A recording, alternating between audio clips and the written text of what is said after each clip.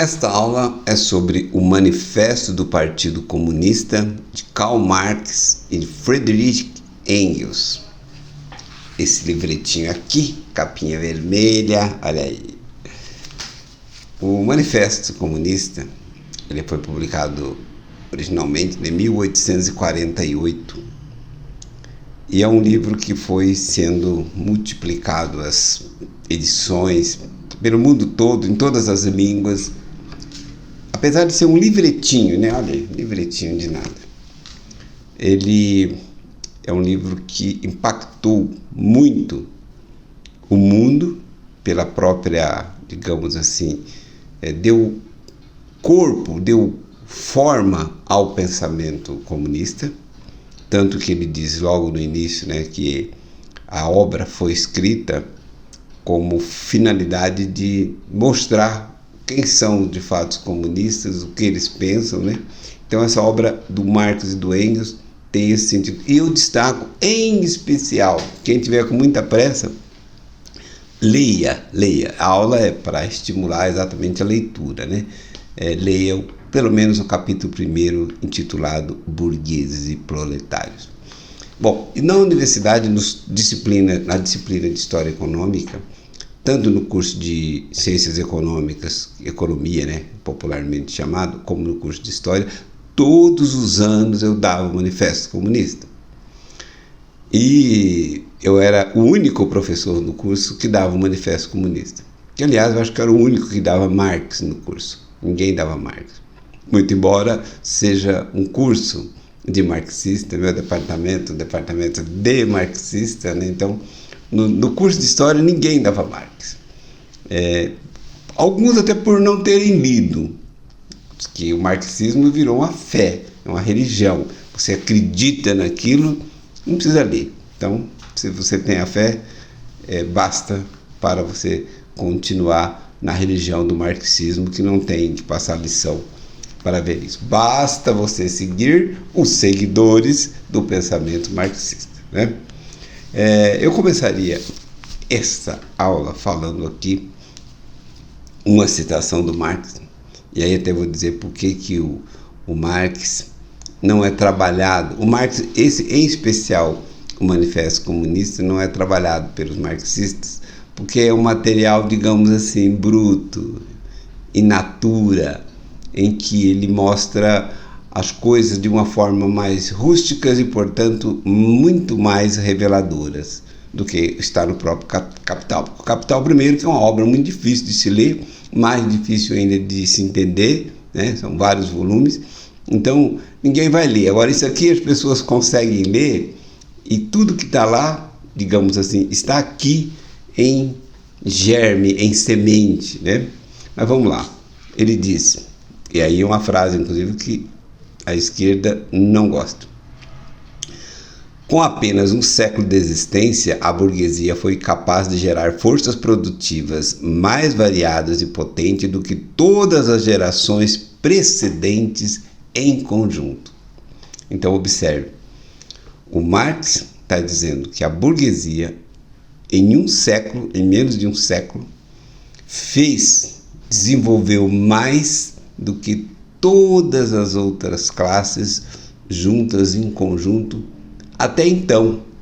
Ou seja, ao longo da história da humanidade, marcaria aí, essa leitura marxista marcaria aí até 1750, e de 1750 a 1850, que seria o período da burguesia, que a burguesia efetivamente ocupou o espaço, fez a Revolução Industrial e tudo mais, né? Então, esse é um ponto bastante interessante de observar, porque quando... Eu tinha uma professora que era marxista, chamava Fanny Goldfarb Figueira, ainda está viva, acho que está. Ela sempre dizia que o Manifesto Comunista era um hino de louvor à burguesia. E os alunos marxistas, queria ser mais marxista do que a professora marxista, contestava essa afirmação, mas basta ver isso aqui que nós vamos concluir da mesma forma.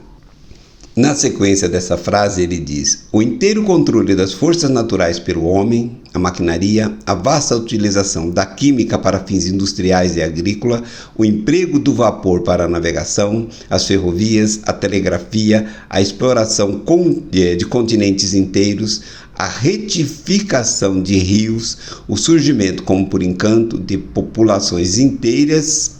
Quem poderia suspeitar, em séculos anteriores, a existência de tamanha força produtiva como potencial do trabalho social? Então, observe, o Marx, ele não refuta a sociedade capitalista por não gostar dela. E muitos socialistas, militantes inclusive, eles têm essa visão entorpecida, que o Marx estaria refutando a sociedade capitalista por achar que ela era ruim, meramente isso. Marx, e aí nós vamos chegar lá, ele quer destruir a sociedade capitalista, inclusive ele fala na destruição violenta da burguesia, porque ele entendia que a burguesia, ou seja, a sociedade burguesa, havia chegado a um ponto de desenvolvimento, um excesso de civilização, como ele diz, que para continuar desenvolvendo seria necessário essa destruição. Ou seja, a destruição da sociedade burguesa e a implantação da sociedade socialista, se preferir pegar o final fica mais bonitinho, para memorizar. A implantação do socialismo seria uma necessidade histórica. Esse é o ponto, essa é a palavra que a esquerda não sabe, ou digamos, ela não, até pode saber, mas a grande maioria não entende a categoria necessidade histórica, Mas vamos lá.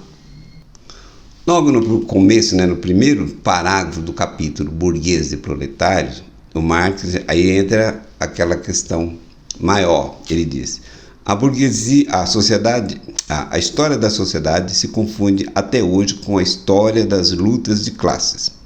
Homens livres e escravos, patrícios e plebeu, ou melhor, no singular, patrício e plebeu, senhor e servo, mestre de corporação e companheiro, em outros termos, opressores e oprimidos, em permanente conflito entre si, não cessa de se guerrearem em luta aberta ou camuflada, a luta que, historicamente, sempre terminou numa reestruturação revolucionária da sociedade inteira ou no aniquilamento de todas as classes. Então, ou seja, essa ideia da luta de classes enquanto motor da sociedade, enquanto motor do desenvolvimento, é aqui que está. Não necessariamente desenvolvimento, que pode ser o aniquilamento de todas as classes, mas o que move os homens na história seria, na visão do Marx, a luta de classe. E aí, só fazendo um parentezinho, até toquei nesse assunto lá quando eu trabalhei com a questão do Adam Smith, Progresso Natural da Riqueza. Desconhece, inclusive, eu não diria que o Marx desconhece, que ele é muita coisa, Podemos dizer que ele ajuda de má fé. O desconhecimento fica mais, digamos, adequado. A perspectiva que se tem que a nobreza e a servidão estavam numa constante luta, uma luta de classe, é absolutamente equivocada. Ou seja, a própria constituição da sociedade feudal, da sociedade aristocrática feudal, ela só se torna possível porque há uma cooperação entre servos e senhores. Até porque e aí podemos até pegar uma categoria que o Marx até usa, inclusive na ideologia alemã, por exemplo, que é o conflito, que ele trabalha lá, tese, antítese, ou seja, a tese é a existência, a antítese é o que se contrapõe ao que existe, e nesse conflito resulta numa síntese, que é diferente das duas classes que existiam. Então, trabalhando aí, eu tenho no mundo antigo vários componentes, mas vamos pegar dois destaques, senhores e escravos. O conflito dessa relação, aí podemos chamar. Vamos ter que maquiar, que forçar a barra, porque a análise do Marx é a barra forçada, isso não é real. Nesse conflito desencadeou o quê? Uma destruição de todas as classes, tanto dos senhores quanto de escravos, que foi o chamado período que o Adam Smith chama de destruição e barbárie. Isso vai até do século V até mais ou menos o século VIII, século IX, né? Dependendo do historiador que avalia isso. Quando a sociedade se reconstitui, quando se volta a organizar a produção, a produção é organizada a partir de grandes propriedades, portanto, é lá que se vai se formando esses segmentos da sociedade feudal, servos e senhores. E essa sociedade só poderia existir com esses dois segmentos em cooperação, não numa luta constante de classes. Isso não quer dizer que não tivesse interesses conflituosos, mas que era uma luta de classe constante, não era. Então, daí já podemos ver que a teoria marxista, em especial o que está aqui no manifesto, é absolutamente frágil para sustentar uma teoria de que é a luta de classes que move a história. Tem uma questão que eu até toquei em outras aulas, mas que é importante observar, que esse para mim é a grande questão do Manifesto Comunista. Porque as sociedades, quando você pega a sociedade pré-capitalista, pré-revolução industrial, ela tem vários estamentos. Ela não é uma sociedade, digamos, de duas classes. Ela tem muitos segmentos. Tem servos ainda, camponeses livres, você tem proprietários de terra, pega o próprio caso da Inglaterra, qualquer outro país da Europa, né? Você tem proprietários de terra que não são aristocratas, que, portanto, não são da nobreza, você tem terras, né, ainda da nobreza, você tem comerciantes que fazem o seu trabalho livremente, uma espécie que o povo da esquerda gosta de chamar de atravessadores, né? Inclusive aquelas pessoas que comandavam o chamado trabalho domiciliar, que pegava produto de um artesão, pegava a matéria-prima de alguém que havia produzido, levava para um artesão na zona rural, né? Portanto, chamado trabalho domiciliar, o cara produzia aquela peça no seu domicílio e dali ele pegava aquela peça e levava para outro pessoa habilitada ou habilidosa para desenvolver a etapa daquela arte, daquele produto, e com isso ele tinha essas atividades. Então ele era um comerciante. Você tinha os grandes comerciantes que só vivia de fazer o comércio internacional. Então você tinha uma gama de pessoas, além de estamentos dentro da própria sociedade, como segmentos, com certas castas, né?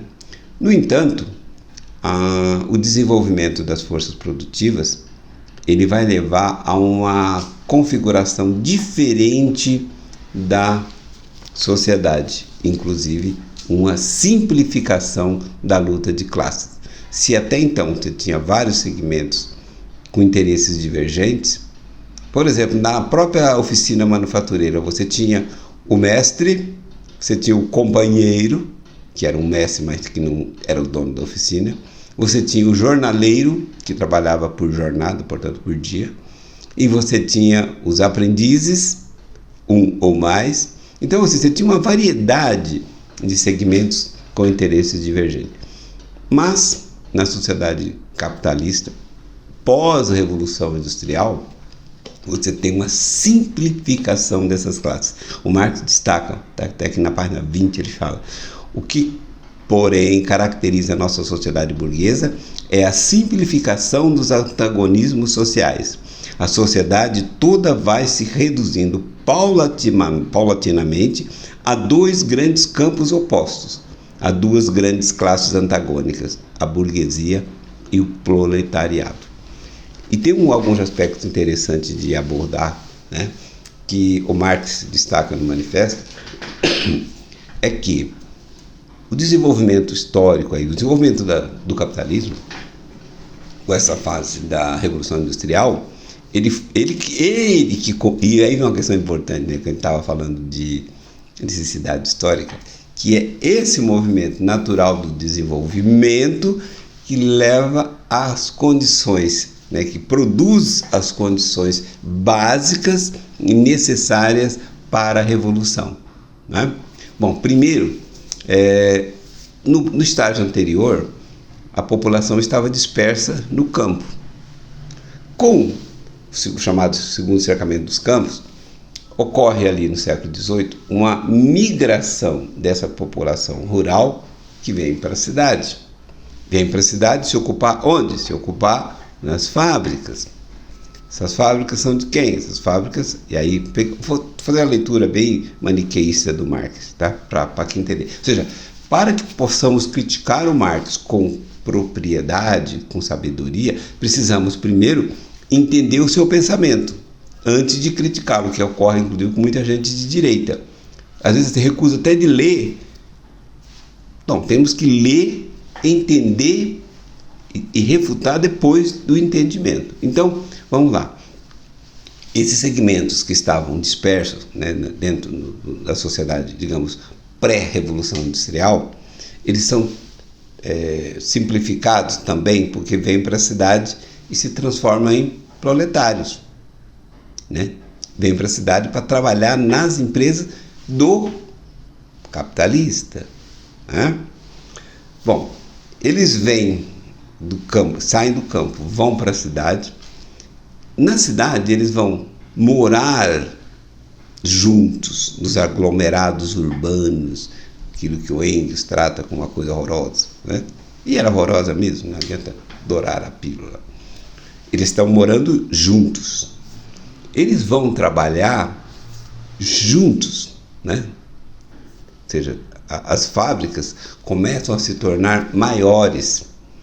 Esses operários se encontram, mesmo que não trabalhem na mesma fábrica, mas se encontram com facilidade, porque eles já estão arregimentados.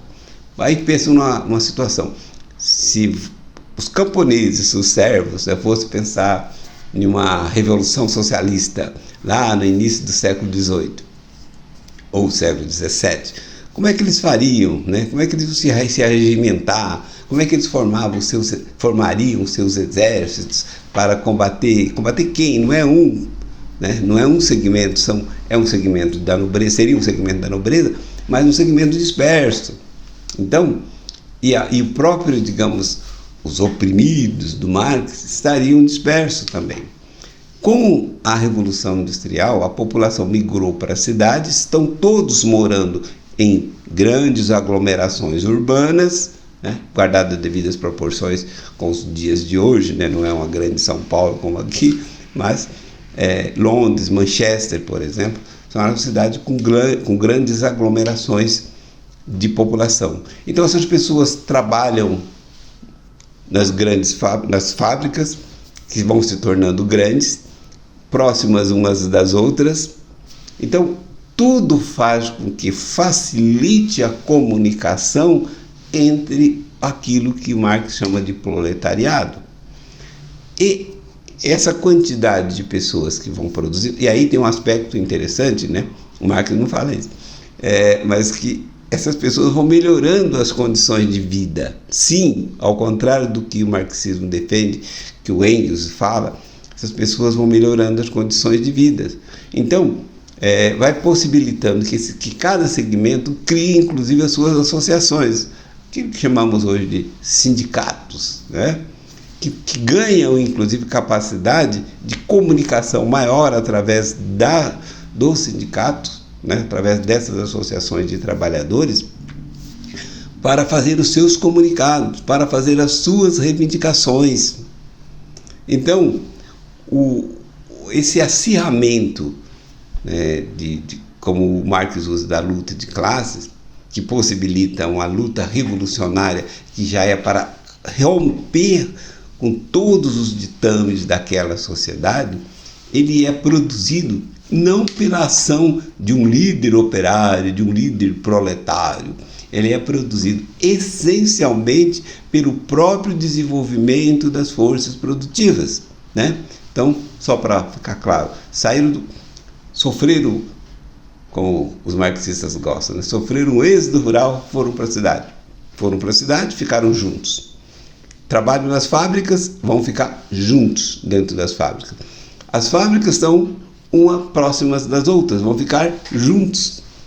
Então, qualquer ação revolucionária, qualquer ação de contestação, tornar-se, digamos, fácil essa comunicação. Então, nesse período em que a burguesia, a sociedade burguesa, ou a burguesia como queiram, promoveu o desenvolvimento tecnológico, técnico, desenvolvimento passando do trabalho artesanal, manufatureiro, para o trabalho na grande indústria. Então ele gerou uma riqueza colossal e, ao mesmo tempo, criou formas de comunicação do segmento, digamos, explorado pela burguesia. Até porque criou-se ferrovias, né? Ou seja, criou estradas. Então tudo foi sendo facilitado, inclusive, né, na esteira aí um pouco antes, mas aí, a partir da Revolução Industrial, ganha corpo a própria impressão, né? Então a imprensa, você começa a ter os jornais impressos, e aí, conforme vai se desenvolvendo mais, vai facilitando isso. Então os jornais impressos operários, inclusive, que possa comunicar, levar essa mensagem revolucionária entre eles, ou seja, foi proporcionado exatamente pelo desenvolvimento da sociedade capitalista. Por isso que vem aquela ideia de que a sociedade capitalista produz os seus próprios coveiros, né? A burguesia produz os seus próprios coveiros, produz as armas, inclusive, para guerrear contra a burguesia, e produz também o exército de expropriados que teria o interesse na destruição da burguesia, né? Mas tem um outro detalhe interessante. Antes de avançar na outra questão, vamos dar um toque aqui, pegar a própria frase do Marx para facilitar a compreensão. Minha gata está protestando aí com a minha fala.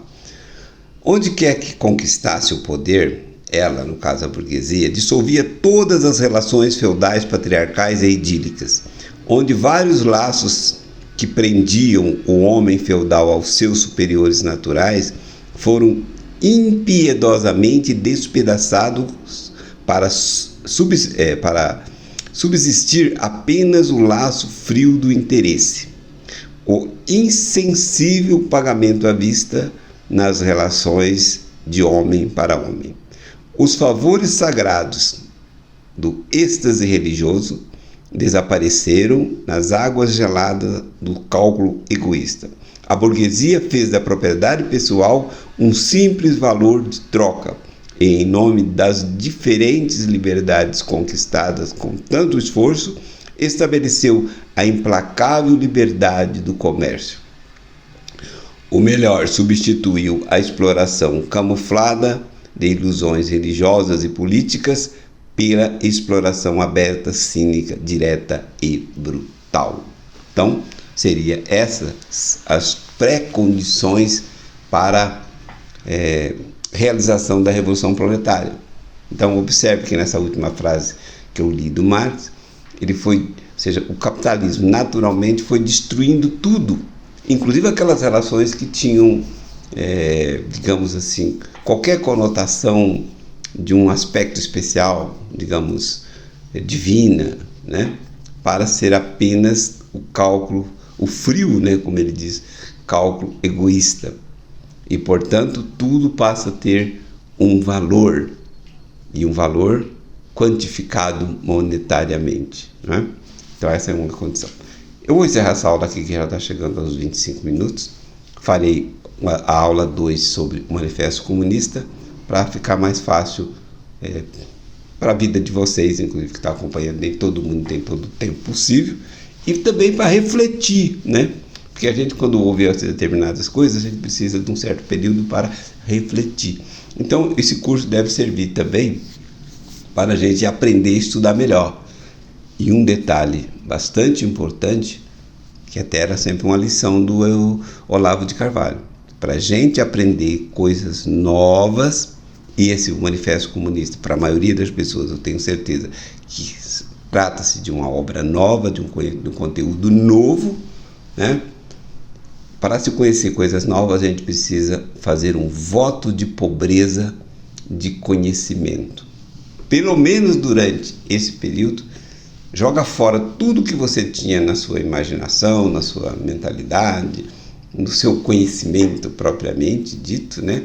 Desfaça disso, né? Desarme para você assimilar essas coisas diferentes que a gente está passando. Depois você aceita ou rejeita, mas é preciso primeiro fazer esse, digamos, voto de pobreza. Até mais.